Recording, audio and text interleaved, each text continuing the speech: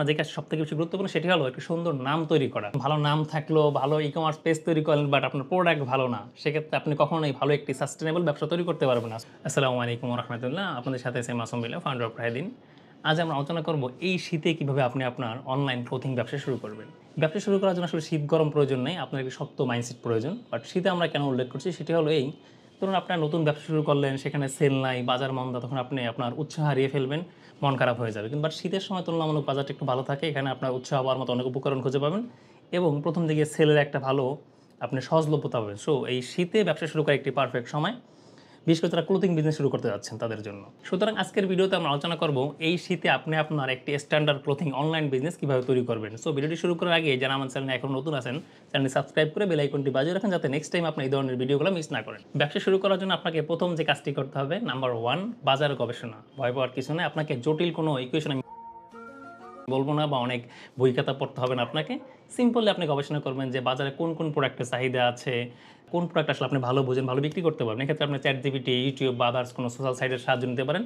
এইসব মিলে আপনি ছোটো একটি চেকলিস্ট তৈরি করবেন যে আসলে কোন কোন প্রোডাক্টের বাজারে অ্যাকচুয়াল চাহিদা আছে। আমরা আপনাকে সাজেস্ট করব যে বর্তমান সময়ে শীতে আপনি বাচ্চাদের ক্লোথিং নিয়ে ব্যবসা শুরু করতে পারেন। কারণ শীতের সময় মা বাবারা একটু ছোটো ছোটো বাচ্চাদের বেশি কেয়ার করে, বেশি অসুস্থ হয়, শীতের পোশাক বেশি প্রয়োজন হয়। সব মিলে শীতে বাচ্চাদের প্রোডাক্ট একটু বেশি চলে। সো আপনি বাচ্চাদের প্রোডাক্ট দিয়েই প্রথমে ব্যবসা শুরু করতে পারেন।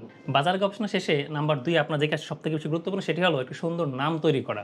অনলাইন বিজনেসের জন্য নাম অনেক বেশি গুরুত্বপূর্ণ, অনলাইন বা অফলাইন যেকোনো বিজনেসের জন্যই। সো বাজার গবেষণা শেষে আপনি একটি সুন্দর নাম খুঁজে বের করবেন। এই নামটি এমন নাম খুঁজে বের করবেন যেই নামটি সচরাচর নাই, বা একটু চেক করে নেবেন যে ডোমেইন ফ্রি আছে কিনা, যেহেতু আপনার ব্যবসা শুরু করলে আসতে ব্যবসা বড় হবে, তখন আপনার ওয়েবসাইট ই-কমার্সের প্রয়োজন হবে। সো ডোমেইন ফ্রি আছে কিনা বা আপনি ট্রেডমার্ক করতে পারবেন, সব কিছু বিষয়ে বিবেচনা করে অর্থবহ একটি সুন্দর নাম বা খুঁজে বের করুন, যেটি শুনতেও ভালো লাগবে এবং উচ্চারণ খুব সহজ হবে। নাম্বার 3 আপনাকে যে কাজটি করতে হবে সেটি হলো একটি অনলাইন পেজ ওপেন করা। আমরা প্রথম দিকে আপনাকে বলবো না যে আপনার যদি এরকম সামর্থ্য না থাকে বা এরকম বড় প্রস্তুতি না থাকে, আপনার ওয়েবসাইট দরকার নেই। প্রথম দিকে আপনার ছোটো একটি পেজ ওপেন করতে পারেন। পেজ ওপেন করে একেবারে সিম্পল কাজ, আপনি আপনার ফেসবুক আইডিতে গিয়ে পেজের যে অপশন পাবেন ক্রিয়েট পেজ, সেখান থেকে করতে পারেন। আপনার চাইলে আমরা অন্য কোনো ভিডিওতে একে বিস্তারিত কীভাবে পেজ ওপেন করবেন, প্রোফাইল কীভাবে ডিজাইন করবেন, কভার ফটো কীভাবে ডিজাইন, সব কিছু দেখাবো।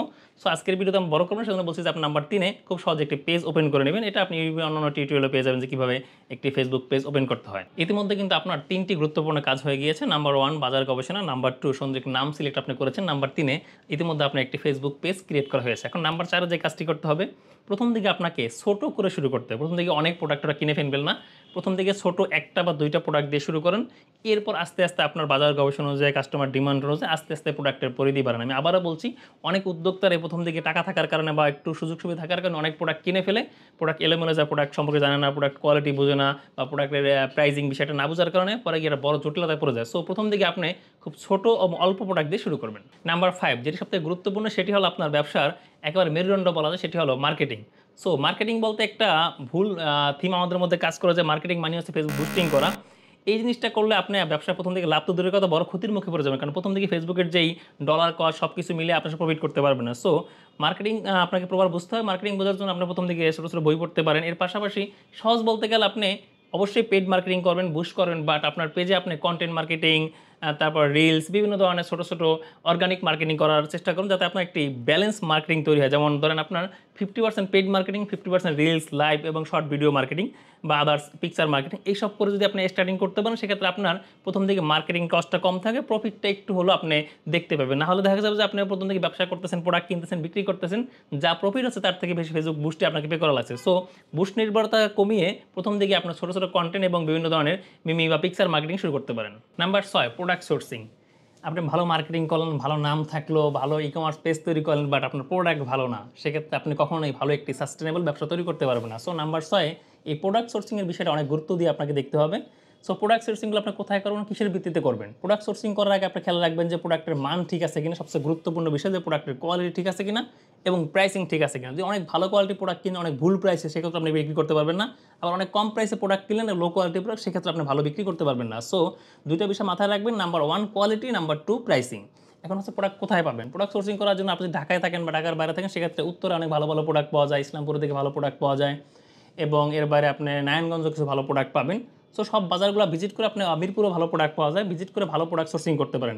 এক্ষেত্রে আপনার যদি সময় কম হয় বা আপনি যদি একই ছাদের নিচে একসাথে অনেক ভালো প্রোডাক্ট একসাথে পেতে চান বা একটি কমপ্লিট ই-কমার্স সলিউশন পেতে চান, সেক্ষেত্রে আপনি মিরপুরের রূপনগরের রাহিদিন ভিজিট করতে পারেন, যে এখানে আপনি একসাথে সব ধরনের কোয়ালিটিফুল প্রোডাক্ট একটি ই কমার্সের জন্য লাগে সব ধরনের প্রোডাক্ট একসাথে আপনি পেয়ে যাবেন।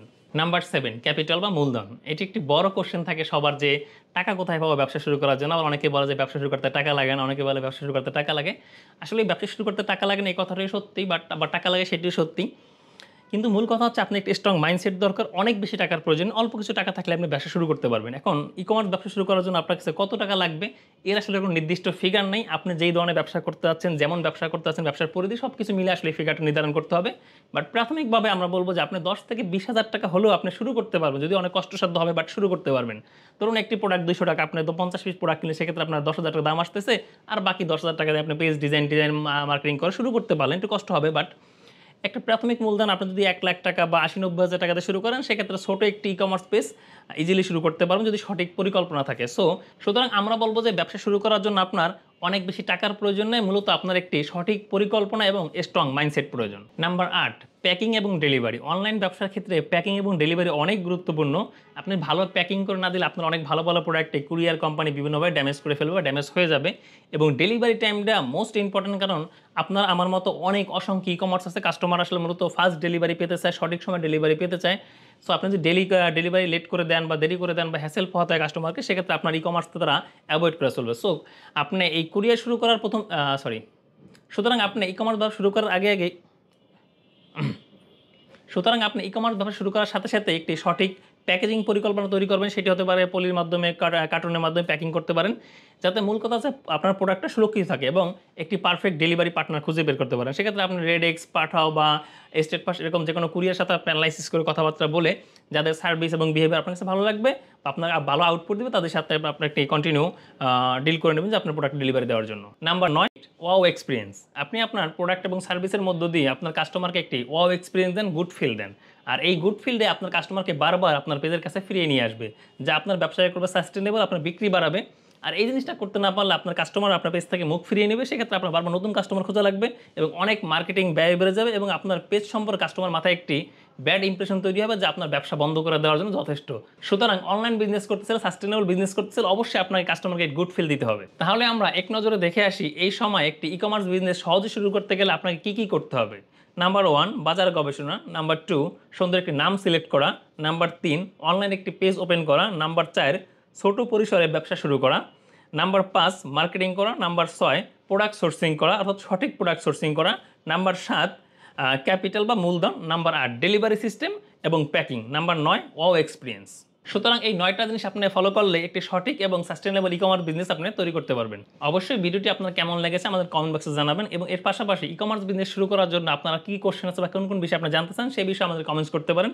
ইনশাআল্লাহ আমরা পরবর্তী ভিডিওতে সেই টাইপের বিষয়গুলো আলোচনা করার চেষ্টা করব, এবং পরবর্তী ভিডিও আসা পর্যন্ত আমাদের সাথেই থাকুন।